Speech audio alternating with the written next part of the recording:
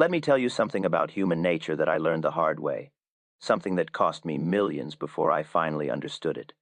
You see, I've been broke 3 times in my life, not just down on my luck, but completely wiped out. And each time, it wasn't because I didn't know how to read the market. It wasn't because I lacked the intelligence or the experience. It was because of one single mental mistake that plagues every trader who ever lived, from the smallest speculator to the giants of Wall Street. This mistake is so insidious, so deeply woven into the fabric of human psychology, that even when you know about it, even when you've seen it destroy you once before, it can still creep back in and take everything you've built. I'm talking about the inability to accept being wrong, the refusal to cut your losses when the market tells you you're on the wrong side of the trade. Now, I know what you're thinking.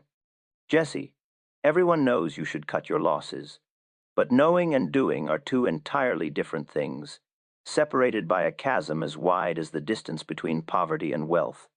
I've watched men, brilliant men with Harvard educations and years of market experience, ride a stock all the way down from triumph to disaster because they couldn't admit they'd made a mistake. I've done it myself more times than I care to remember. The market doesn't care about your ego. It doesn't care that you spent weeks analyzing a stock. It doesn't care that you have a reputation to protect or that you've told everyone at your club that this was going to be the trade of the century. The market simply is. It moves according to its own laws, laws that are written in the collective actions of millions of participants. And when you find yourself on the wrong side of that movement, there's only one intelligent thing to do: get out. But here's where human nature becomes your worst enemy. When you're losing money, something strange happens in your mind. You start to rationalize. You tell yourself that the market is wrong, that it will come back, that you just need to give it a little more time. You've done your homework after all. You know this company. You understand the fundamentals. The market, you convince yourself, is simply being irrational.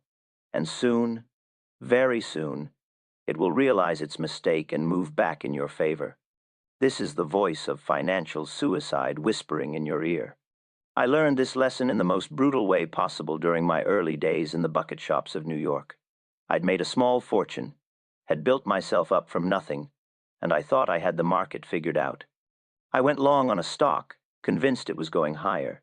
Every signal I'd learned to read told me it was going higher, but the market had other ideas. It started dropping, slowly at first, then with gathering momentum, and instead of getting out, instead of admitting I'd read the signals wrong, I held on.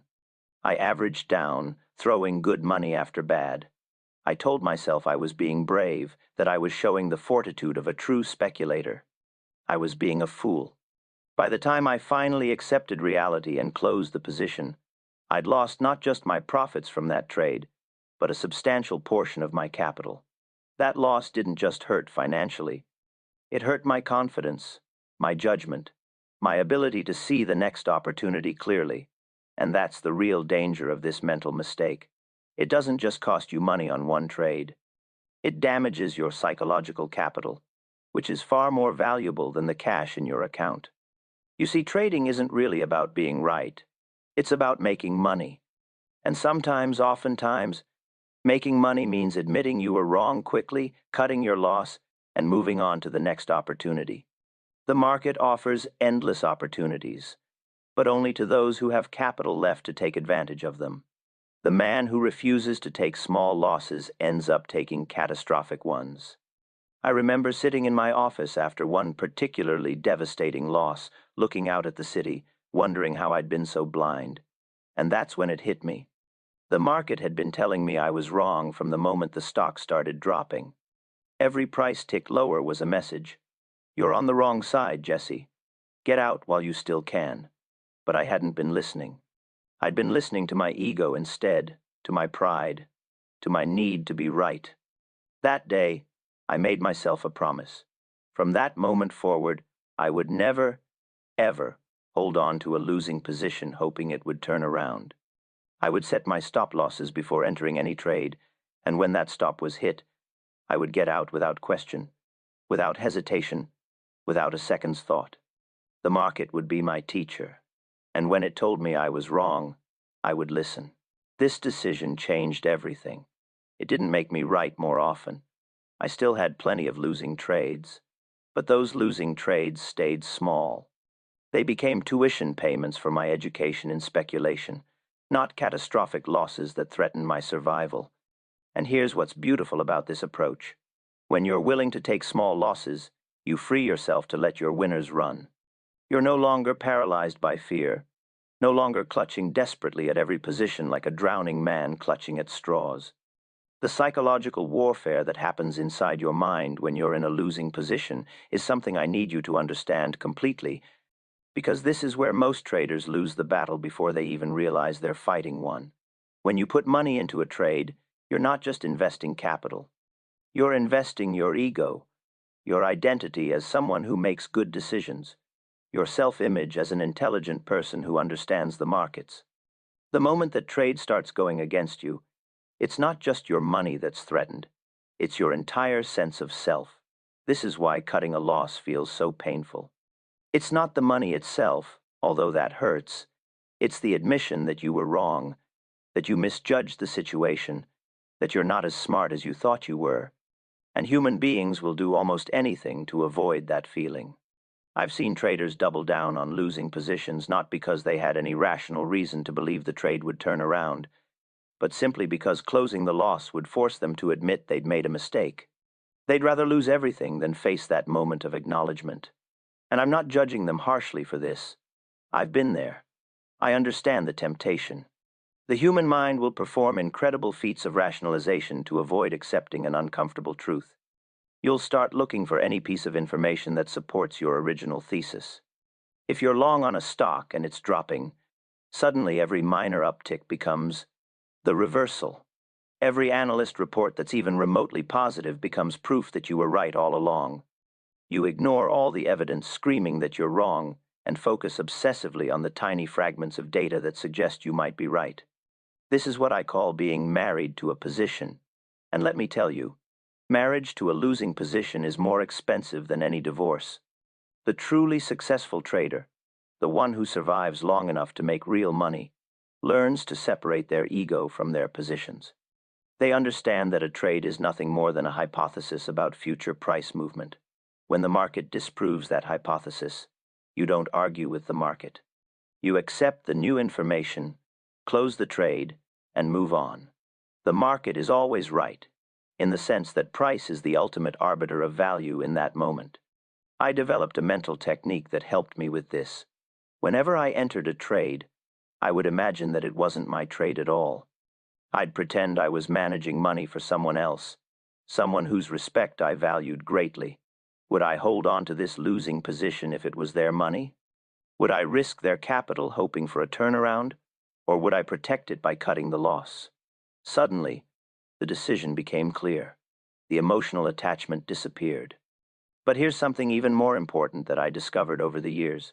The inability to cut losses isn't just about pride or ego. It's also about hope. Hope is a wonderful thing in life, but it's deadly in trading. When you're in a losing position, hope is what keeps you in. Hope that tomorrow will be better. Hope that the news will shift. Hope that you'll be vindicated. But hope is not a strategy. Hope is what separates you from your money. I made my fortune not by hoping, but by acting on what the market was actually doing, not what I hoped it would do. When I was right, when the market confirmed my judgment by moving in the direction I'd anticipated, I'd add to my position. I'd let my profits run as far as they wanted to go.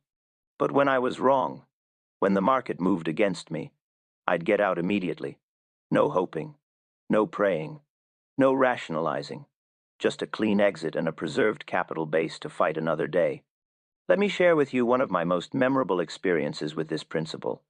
It was during one of my biggest coups, when I shorted the market before the panic of 1907. I'd been watching the signs, reading the tape, and everything told me that trouble was coming. I built up a substantial short position, and when the crash came, my profits were astronomical. But here's what most people don't know. I didn't start with that massive position.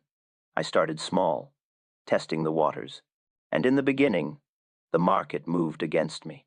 My short positions started losing money as stocks continued to climb higher. Now, I could have panicked. I could have decided that I was wrong and gotten scared out of the position. But I understood something crucial. I wasn't wrong yet. The market hadn't proven me wrong. It was simply taking longer than I'd anticipated. So I held on to my shorts. But, and this is critical, I kept my losses manageable. I had predetermined exactly how much I was willing to lose if my thesis proved incorrect. When the market finally turned and began its descent, I was positioned perfectly. But if I had let those early losses run too large, I wouldn't have had the capital or the psychological strength to hold through to the big win. This is the paradox of trading. You need to be willing to take small losses to position yourself for large gains, but you also need the wisdom to know when a small loss is likely to become a large one. The key is in understanding the difference between a normal retracement in your favor and the market telling you you're fundamentally wrong. This comes with experience, with thousands of hours of watching price action, of studying the tape. But the foundation of that skill is the willingness to accept losses when they come. If you can't take a loss, you'll never develop the judgment to know when to hold and when to fold. I've known traders with tremendous analytical skills, men who could analyze a balance sheet better than most accountants, who could predict market trends with uncanny accuracy. But they couldn't make money because they couldn't take losses. They'd be right 7 times out of 10. But those 3 losses would wipe out all the gains from their winners because they wouldn't cut them short. Meanwhile, I'd be right maybe half the time, but my winners would be 3 or 4 or 10 times larger than my losers, and that's how you build wealth in this business. Now, I want to talk to you about what happens when you finally master this principle. When you truly internalize the ability to cut your losses without hesitation. It's transformative. It changes not just your trading results, but your entire psychological relationship with the market. When you're no longer afraid of being wrong, you become free. You can take positions with confidence, not because you're certain they'll work out, but because you know that if they don't, you'll handle it. You'll cut the loss and move on. This freedom is what separates the professional from the amateur. The amateur needs to be right. The professional just needs to manage risk. I once had a young man come to me asking for advice about speculation. He'd been trading for about a year and had some success, but he was frustrated. "Mr. Livermore," he said, "I'm right about the market direction more than half the time, but I'm not making any money. What am I doing wrong?" I asked him to show me his trading record, and the problem jumped off the page immediately. His average winning trade made him about $200. His average losing trade cost him $500. He was being right more often, but when he was wrong, he was letting those losses run wild. "Why don't you cut these losses sooner?" I asked him. He gave me that look I'd seen 1,000 times before. "Because I believe in my analysis," he said. "The market is wrong, and eventually it will come back." I smiled, because I'd once thought the exact same thing. "The market is never wrong," I told him. "Your analysis might be brilliant, but if the market disagrees, your analysis is worthless. Price is truth. Everything else is opinion." He didn't want to hear it. Most people don't. They want some secret technique, some magic formula that will make them right all the time. But there is no such thing. The secret, if you want to call it that, is simple. Keep your losses small and let your profits run. That's it. That's the whole game. But simple doesn't mean easy. Keeping your losses small requires a kind of emotional discipline that goes against every instinct humans have evolved over millions of years. We're wired to avoid admitting mistakes. We're wired to double down on our beliefs when they're challenged. We're wired to hope for the best rather than prepare for the worst. To succeed in trading, you have to rewire yourself. You have to build new instincts. Here's how I did it, and here's how you can do it too. First, before you enter any trade, decide exactly where you're wrong, not where you'd prefer to be wrong. Not where you hope the market might give you another chance. The point at which the market has clearly invalidated your thesis. Write it down. Make it concrete. For me, it was always a specific price level. When the stock hit that level, I was out. No discussion, no debate. or indicator. Don't read one more news story. Just exit. Second, when that level is hit, act immediately. Don't wait to see if it bounces back. Don't check one more indicator. Don't read one more news story. Just exit. The longer you wait, the more your mind will play tricks on you, finding reasons to hold on. Speed is essential here. The difference between a small loss and a catastrophic one is often measured in minutes or hours, not days or weeks. Third, once you're out, take time to review the trade without emotion. What did you miss? What signals did you ignore? What can you learn? Every losing trade is a lesson, but only if you're willing to study it objectively. Don't beat yourself up. Don't wallow in regret. Just analyze, learn, and move forward. The market will give you another chance tomorrow. Fourth, and this is crucial, celebrate your good losses. Yes, you heard me right. When you cut a loss at your predetermined stop, when you follow your rules even though it hurts, congratulate yourself. You've just demonstrated the discipline that will make you successful. You've just done what 90% of traders can't do. That's worth celebrating, even if it cost you money. Over the years, I've made millions and lost millions, and I've learned that the money itself is almost beside the point. What matters is the process, the discipline, the unwavering commitment to sound principles. When you have that, the money takes care of itself. When you don't, no amount of genius or luck will save you. I think about all the brilliant minds I've seen destroyed by this one mental mistake. Men with everything going for them: education, capital, intelligence, connections. But they couldn't take a loss. They'd hold on to a sinking ship until they drowned with it, all because their ego wouldn't let them admit they were wrong. It's tragic, really, because it's so unnecessary. The market is not your enemy. Your ego is your enemy. Your fear of being wrong is your enemy. Your inability to accept a small loss is your enemy. Master these internal battles, and the external battle with the market becomes much, much easier. I'm an old man now, and I've seen everything the market has to offer. I've made fortunes and lost them. I've been celebrated as the boy plunger, the greatest speculator of my age, and I've been broke and forgotten. Through it all, this principle has been my North Star. Cut your losses short, let your profits run, and never ever let your ego dictate your trading decisions. If you take nothing else from my story, take this. The market will always be here. Opportunities will always arise, but only if you preserve your capital. And you preserve your capital by refusing to let any single trade destroy you. Every loss you take is a badge of discipline. Every time you exit a losing position, you're demonstrating the strength that will eventually make you wealthy. Don't be the trader who's right about everything except when to sell. Don't be the person who has brilliant analysis but poor execution. Be the trader who understands that being wrong is part of the game, that losses are just the cost of doing business, and that the only unforgivable mistake is letting a small loss become a large one. The path to trading success isn't paved with being right all the time. It's paved with managing your mistakes better than the next person. It's about surviving your errors and capitalizing on your successes.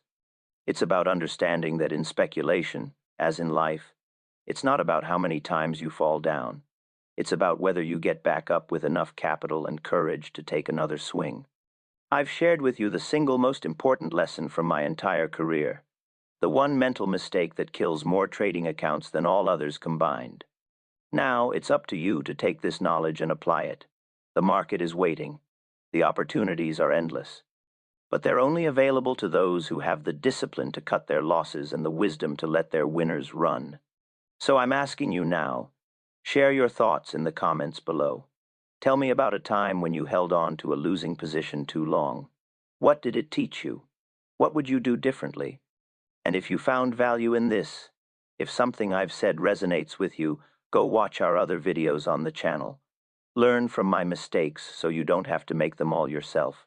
The lessons are there, written in millions of dollars of losses and gains. They're yours for the taking. Remember, the market always, always teaches those who are willing to learn. Be that student. Be that trader who puts discipline above pride, who values capital preservation over being right, who understands that the path to wealth is paved not with perfect predictions, but with perfect loss management. That's the difference between the speculators who make history and those who become history. Now go forward with this knowledge. Cut your losses without mercy. Let your profits run without fear. And never, ever let your ego write checks your capital can't cash. The market is calling. Will you answer with discipline or with hope? The choice, as it's always been, is yours.